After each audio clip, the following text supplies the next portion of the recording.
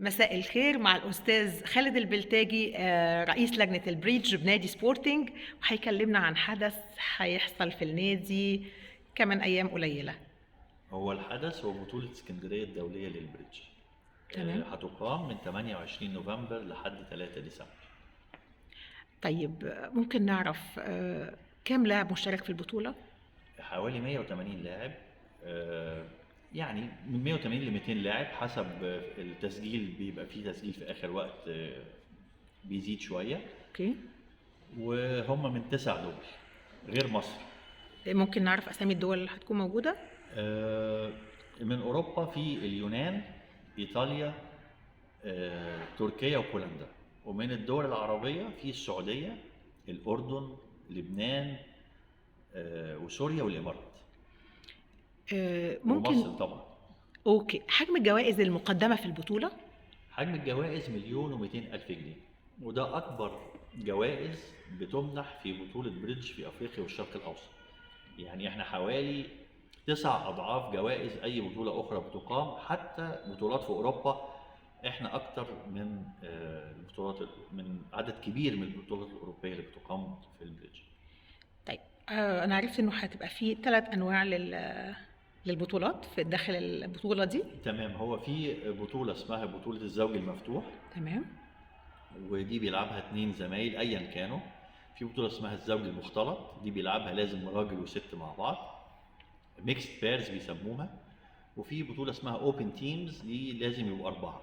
الفرقة بتبقى مكونة من 4 أفراد. اوكي. ممكن نعرف الرعاة، كم عدد الرعاة المشتركين؟ عندنا 12 سبونسر. عندنا في بلاتينوم سبورتس سبونسر وان فاينانس، عندنا غطاطي دايموند سبونسر، بن سليمان، ماج للتكييف، ايجيبت اير، السعودية ايرلاينز، دومتي، فيولات، سبيد، فلوكيجر، ليبتون، حياة، وفاين. والاوفيشال ترافل بارتنر لوفتانزا، سيتي سنتر، كادمار ترافل ايجيبت. البطولة تمت طبعا نتيجة وجود دعم من السبونسرز، وايضا انا عرفت ان كان في فول سبورت من مجلس إدارة النادي ولجان اخرى اشتركت تماما في اللوجيستيك تماما بتاع البطولة. تماما. طبعا سبونسرز دور كبير جدا جدا ودعم كبير جدا جدا. وكان في تعاون برضه وتوأمة مع البريدج السعودي في إنشاء هذا المهرجان. بلس النادي ادى فول سبورت فروم داي 1. ويعني مش عايز اقول لك، يعني كل ادارات النادي بدءا من المدير التنفيذي، العلاقات العامه والتسويق، الاغذيه والمشروبات، المرافق، الاي تي، الويب سايت. مش عايز انسى حد. كان في تعاون مع لجان اخرى. والله لجنة السياحة، لازم أقول لجنة الرحلات الداخلية دي كان ليها دور كبير جدا في الأول. الأستاذ محمود عبد العزيز الحقيقة قام بدور كبير جدا جدا في الاتفاق مع شركات السياحة والأورينتيشن في الأوتيلز وإزاي نختار أوتيل، وكان قام بمجهود كبير في الاتفاق حتى مع الناس. ويعني كان جهد كبير. يعني كان في تعاون شديد من المجلس ومن اللجان والإدارات المختلفة. المجلس والإدارات تفانت والمشتريات. أنا إزاي نسيت المشتريات؟ الحقيقة قامت بدور عظيم في توفير كل الاحتياجات المطلوبة في أسرع وقت وفي أحسن صورة. طيب، سؤال بقى يعني فضولي بيدفعني أن أسأله، ليه نادي سبورتنج اللي يتعمل فيه البطولة؟ نادي سبورتنج مميز جدا جدا اقول ان هو كان المباني في نادي سبورتنج لو بصينا عليها، الطراز اللي معمول بيه النادي 130 سنه عمر.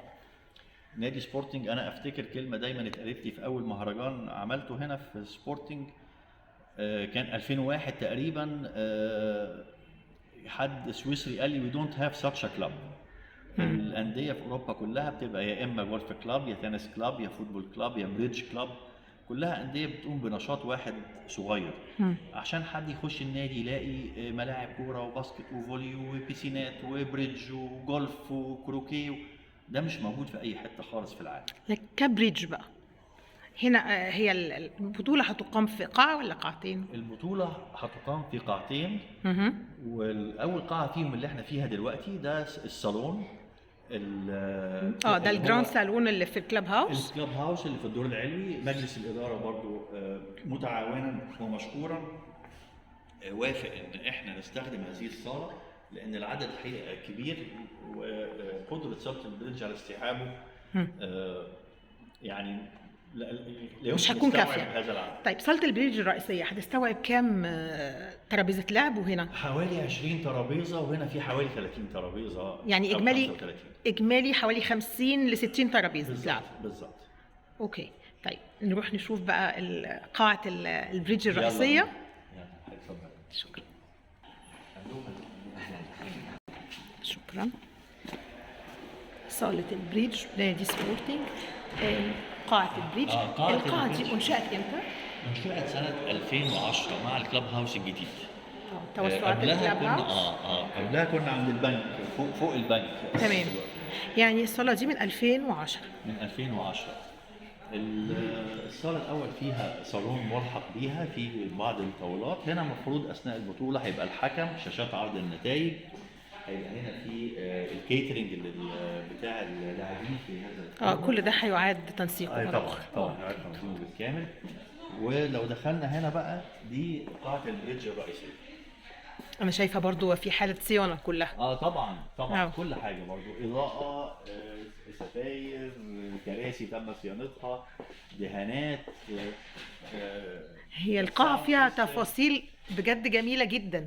لا، هي أشيك صالة بريدج في جمهورية مصر العربية بلا أدنى مقارنة. يعني ما نقدرش نقول هي في صالة دي أحلى ولا دي أحلى. صالة البريدج في نادي سبورتنج بشهادة الجميع، يعني احنا يمكن عشان بنحب النادي نكون متحيزين، لا، هي بشهادة الجميع هي أحسن صالة بريدج في جمهورية مصر العربية باي فار، يعني ما لا وجه للمقارنة.